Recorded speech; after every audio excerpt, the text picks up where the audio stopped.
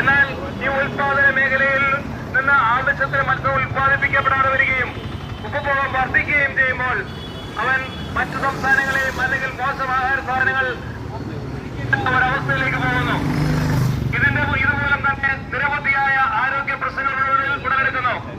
നമുക്കറിയാം, ഏറ്റവും വലിയ വ്യവസായമായി മാറിക്കൊണ്ടിരിക്കുന്നത് മൾട്ടി സ്പെഷ്യാലിറ്റി ഹോസ്പിറ്റലുകളാണ്.